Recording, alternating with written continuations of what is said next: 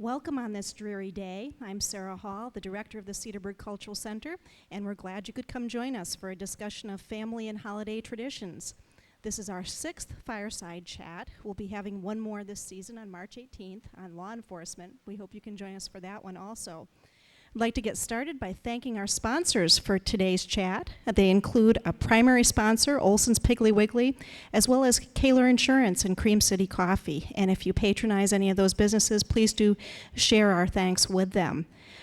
Now we'll move along to the meat of today's program. It should be an entertaining topic as we look at everything from how people celebrated Christmas and birthdays and other holidays to what it was like to share a bedroom with lots of siblings and other interesting topics.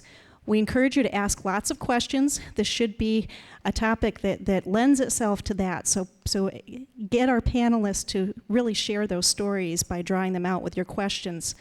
As many of you know, the way that we get questions up to the panelists is to pass out little index cards and pens. We'll be doing that part way through. And if you would like to address a question to the panel, just write down what you'd like us to ask them, and we'll make sure that the question gets asked. And now I'm pleased to introduce Jim Coots, who will moderate today's talk as the chair of our Fireside Chat Committee. We'd also like to pass along thanks to the other people who work with Jim on the committee. They've worked really hard to make this series successful. And also the people who've helped in other ways, to all of you for coming, to the people who baked cookies, to our high school volunteers who videotape the session, and so forth. We're grateful to all of you. In order to keep these talks going, we're going to be discreetly passing the hat partway along through the program.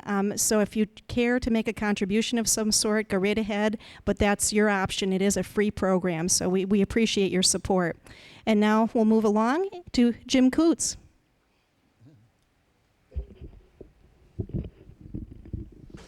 Thank you, Sarah. Easier this way. Thank you again, and thank you everyone for being here for the 6th in our series of Fireside Chats. And we felt this would be most interesting, and I'm going to make a comment I've made at the other ones, and I hope we can follow through on this. If there are some people in the audience as things progress and you would like to make some personal observations, please try and get my attention, and we will do that. I'd like to introduce today's panel. First of all, Bob Armbruster, who's been almost a regular on these panels and lifelong resident of Cedarburg, and Cedarburg's Jimmy Stewart. Again, I guess we got to say that. Maybe some of you saw Bob's picture with his helmet on it from World War II. And then Kay Walters Schnabel. Kay's maiden name was Schnabel, but we have two relatives on the panel here, two people who were members of the Zoinert family. Herman Zoinert at one time was the mayor of Cedarburg, and the Bushes might have a father and son who were presidents. Well, we have a grandson and grandfather who were mayor of Cedarburg. Bob Guzzi was mayor of Cedarburg, and his grandfather, Mr. Zoinert. And then we also have Sandy Urich, Sandy Repkin Urich. As I told Sandy when we had the fireside chat at the firehouse many times, the name Stanley Repkin came up in terms of what Stan did for the fire department. And then another more or less regular gentleman who has a few pictures of Cedarburg, Ed Rappold. He chose to sit under the self-portrait that he took about 20 years ago of himself.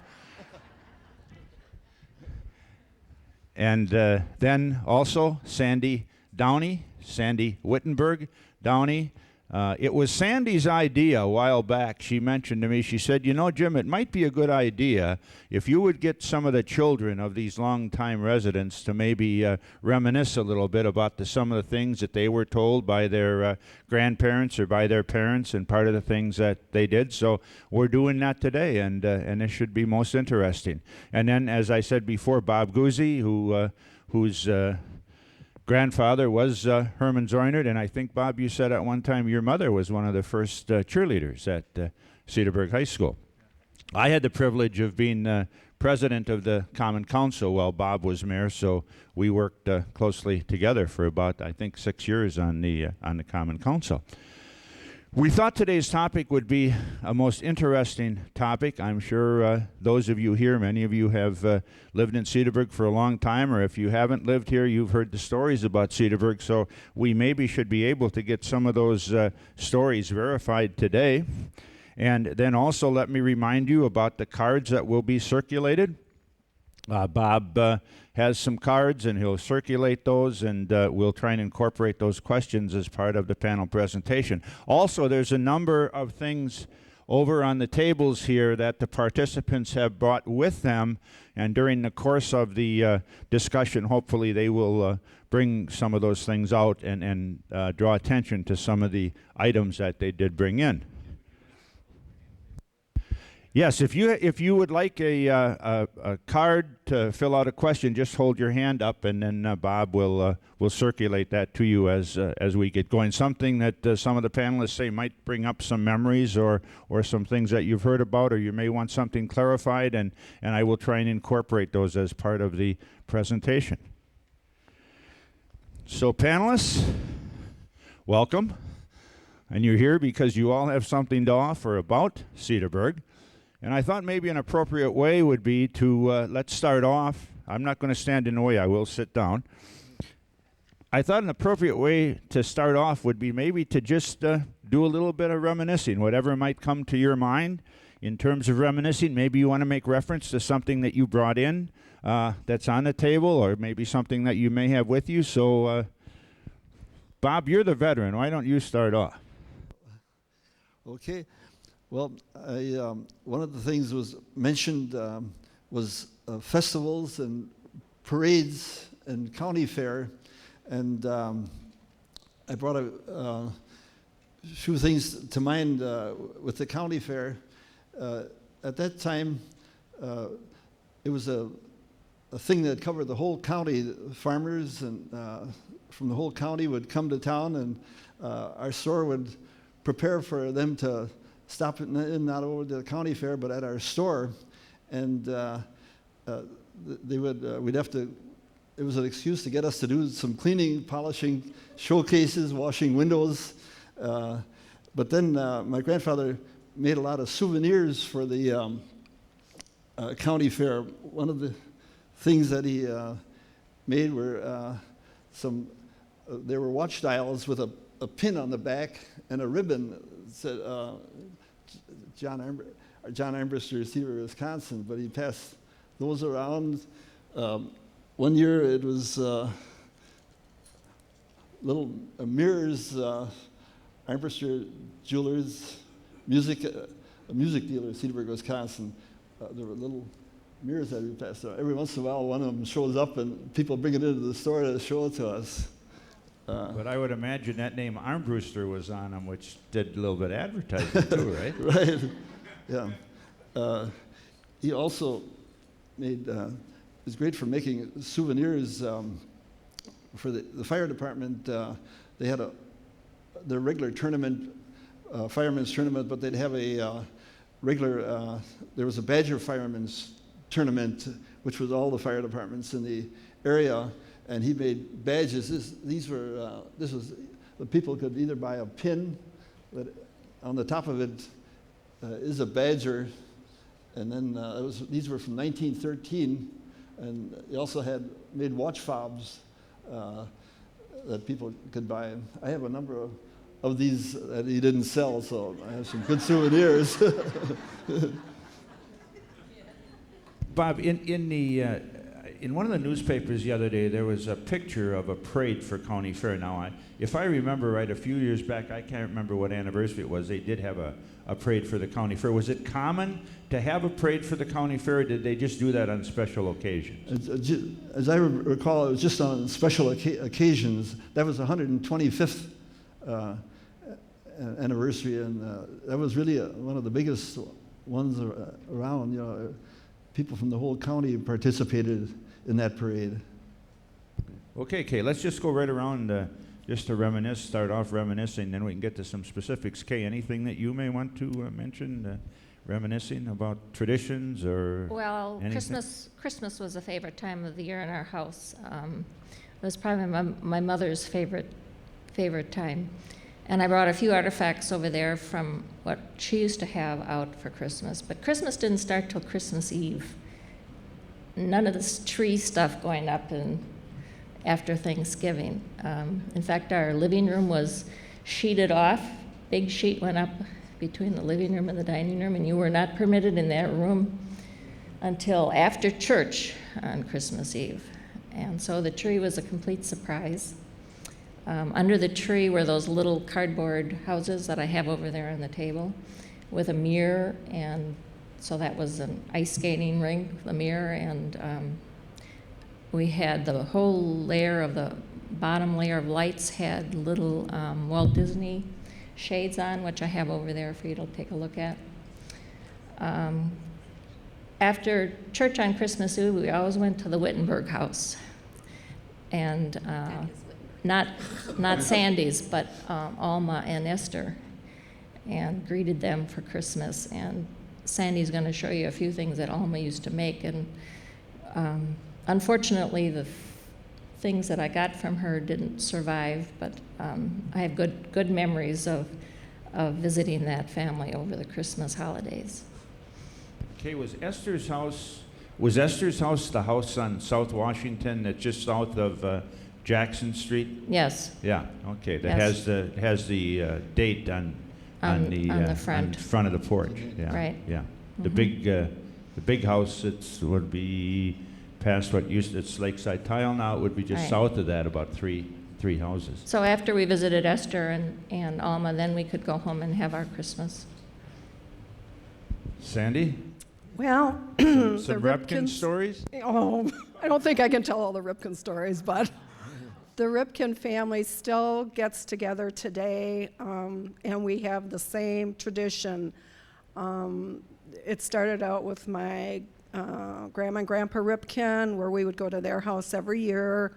And with them being in the woolen mill business, our gifts would always be something that they produced, like hats or socks or sweaters. So there were 13 grandchildren, and we'd all be sitting there with a new hat on our head.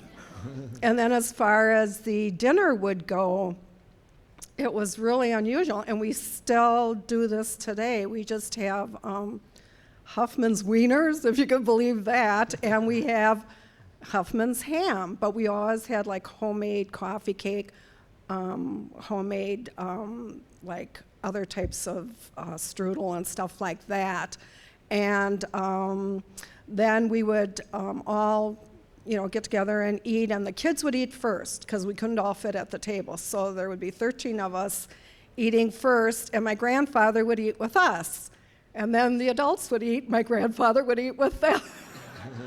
So it was like Grandpa was eating all night, and if anybody remembered him, he was a rather large person. And then after that, we would also go home, and that's when we would have our Christmas Eve.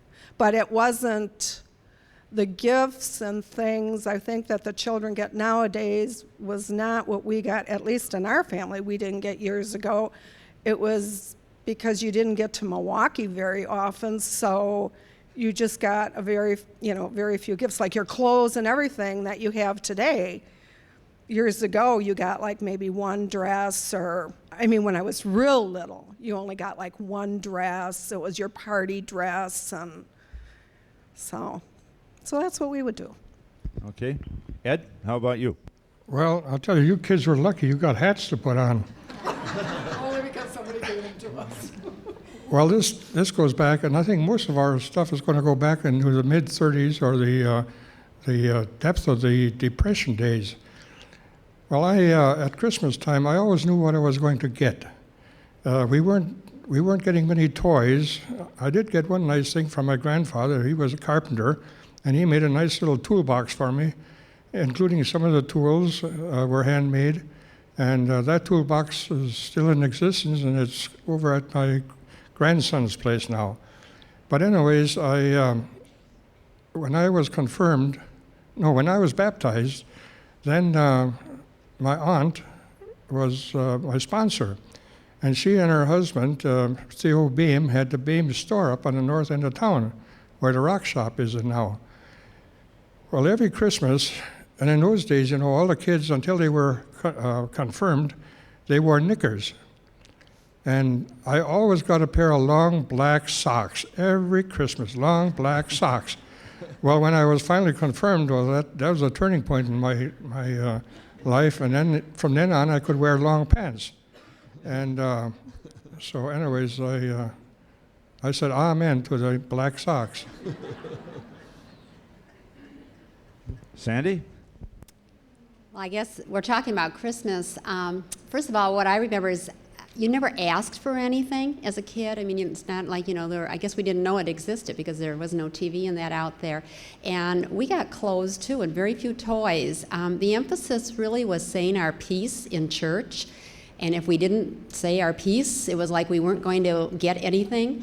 My dad's parents lived in Cedarburg and my mom's parents lived in Grafton, and they both had sunrooms, and for like 2 weeks before Christmas, there was a sheet up in front of that door, and there was no reason why we couldn't have peeked behind that sheet, but you just didn't. I can't remember ever looking behind that sheet, and nothing went up in our house as far as a tree or anything.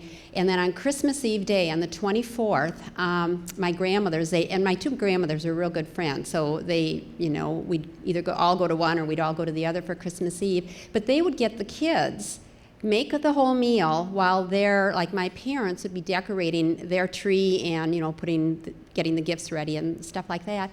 And so grandmas got not only the kids, but they had to get the meal, and they had to have everything, of their own ready too. And it sounds like that's kind of the way it was. But then, and we'd start out kind of early because then we'd have to go to church at 6 o'clock, and it wasn't like the children's programs today where, a little group gets up and sings a song, and then the next little group, sings a song, and an adult gets up and reads.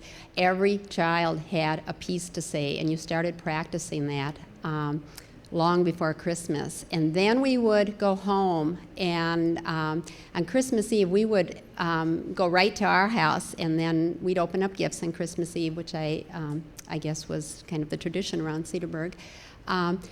Then we would go to Alma and Esther's, but not until the next day. And the things that I brought from Esther, I really don't have any of the Christmas things, but when you look on the table over here, there are a number of things made out of crepe paper.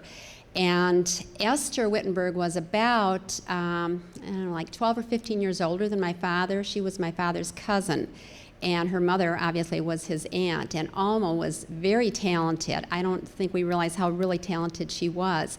The crocheted dolls that are on the table over there are just three of, there must have been about 20, at least 20, and she made dolls for all the holidays. She made all the cartoon characters, and when Esther died, my father was the administrator of her estate, and so I assisted in helping them clean out that huge house down on Washington Avenue.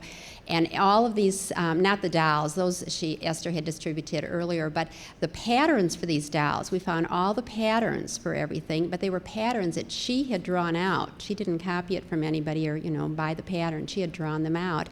And then after we had almost everything cleaned out, that garage behind there has a huge attic, an attic that really could almost be made into rooms. And we thought we were all done, and that was a horrendous job. It took the entire summer, about 4 months of just going through everything. And it wasn't because everything was a mess. Everything was packed, and everything was labeled and boxed, and but it was wrapped in, first brown paper, then plastic, then boxed. And so because there was going to be an auction and an estate sale and things like that, everything had to be accounted for.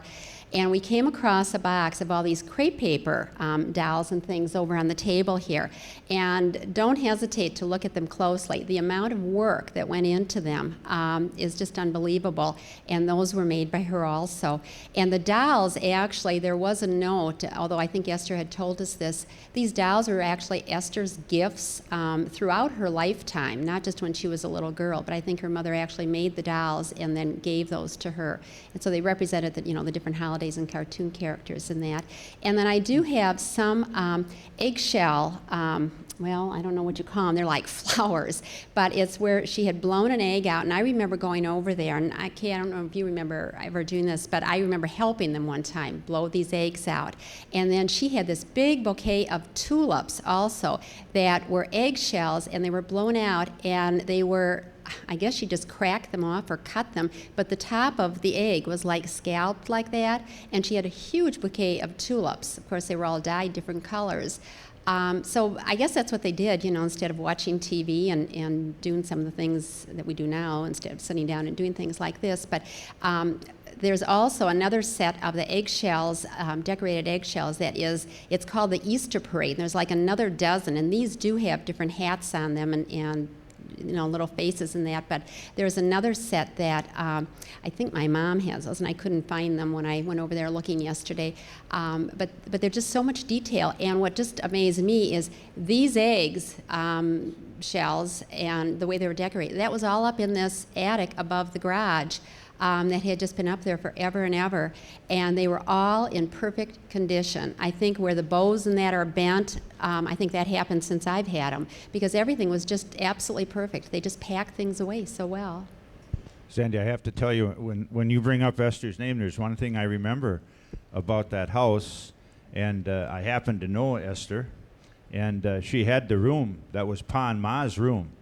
And she kept that room just the way it was, with Pa and Ma's clothes hanging in the closet, and that was a long time after her folks had died, and she would send those clothes to the cleaner once each year for those clothes to be cleaned, and she maintained that room, and I'm sure it was like that right up to the time that you settled the estate. Mm-hmm. Well, and there was so much of that left, and some of it's out at Pioneer Village. It's just, we distributed it all over. She actually had her mother's father, who was a, oh, help me out, Maxwell's, what does it say at the top of the building? What was her name? Do you know? The top of Maxwell? Roth, right, R-O-T-H. And her father was a bugler in the Civil War. This would have been Esther's grandfather. And so up in her attic was his bugle, his hat, his belt, a picture of him with all of this, and his uniform, although the uniform wasn't there. That she had sold to somebody before, she died. But the bugle and the hat and that is out at Pioneer Village. It's on display out there. She wanted, that was to go to the Roth family, and I don't know where they live, but they're not in this area, and so they actually chose to have it displayed here, so that is out there. But there was, like you said, everything. She was a saver. Every note that her father took when he was a student at the University of Wisconsin was in the attic. And I mean every notebook, and a little notepad like this that would say how much he paid for toothpaste, how much he paid for a pencil. Every single thing. They did not throw anything away, and that's why it took 4 months to go through everything. Bob, one thing that I neglected to mention when I introduced Bob was that Bob's dad for a long time was Elmer Guzzi drugstore in Cedarburg, and he brought some stuff from his dad's drugstore, and I just want to mention that. Bob, you can reminisce now. Not only the holidays were special around our house, but just about every weekend, because we had so many relatives that lived in Ozaukee County. Just to tell you a little bit about them, Kay's dad, Bill, owned the Texaco gas station, which is still standing today. My father had the pharmacy, and my uncle was in the oil business, and I brought a thermometer, thought it was kind of interesting. It was called Zoinert Fuel and Supply, and the phone number was 94. And my other uncle from Port Washington owned a grocery store. And so we had quite a few relatives that were involved in business. And I would say just about every Sunday or every other Sunday, my uncles and aunts would come to our house, and my father and my uncle would play horseshoe. I don't know how many people do that anymore. But my mother was a great baker. She used to make a lot of coffee cake and cookies for the drugstore. And I remember once the cookies didn't turn out too well, and my father always had the habit of, when somebody came in the morning for coffee, he would give them cookies with the coffee. Well, these cookies didn't turn out too well. In fact, my mother burned them, and she was a little disappointed, but my dad took them out of the garbage can and took them to the drugstore anyway. And the fella came in for his local cup of coffee. I think it was Dr. Laubenheimer, if you all know him. And he came in and was dunking his cookies. And after he had a couple, he said to my dad, he said, I have to tell you, Elmer, he said, if anybody would steal these, they'd never steal again. So I brought my father's prescription vials back in those days. They used to mix all their own prescriptions. And I thought you might find it interesting to see all the little test tubes from Park Davis and Company that he used to mix drugs with. I also brought the program from the grand opening of the Rivoli Theater that my dad had. My dad and Mark Morgan were very good friends. And I also brought a couple of pictures. The first pharmacy that my dad had was in the old Washington House on the corner. And what was interesting about that, it was one of the music festival parades, and you'll notice on the marquee for the Rivoli Theater, the movie playing was Lassie Come Home. And then later on, the pharmacy moved to where Annie's candy store is now. And so my father was in business there for about 40 years, but that's it. Thanks, Bob. Somebody asked about, do you remember having real candles on Christmas trees? I know Bob has a story about this and how you could have them on for a short period of time. Bob, you told me not too long ago, but you had real candles on the tree one time. I was born in this stone house one door north of our store. My sister-in-law still lives there, but I had heard this story, and I asked my sister about it last Sunday, that we had a Christmas tree in there, and at that time, all the Christmas trees were lighted with a clamp that clamped to the branches, and had a little clip with a candle in, and this Christmas tree must have started on fire, and my uncle Augie, who at that was later police chief in Cedarburg, just grabbed the tree and threw it right out the front door. When I talked to my sister last Sunday about it, she admitted after 80-some years that she was the one that started to light the candles, and she has never told anybody about it since.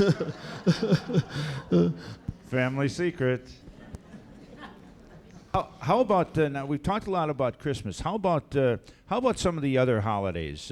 Were there holidays other than Christmas that were celebrated more than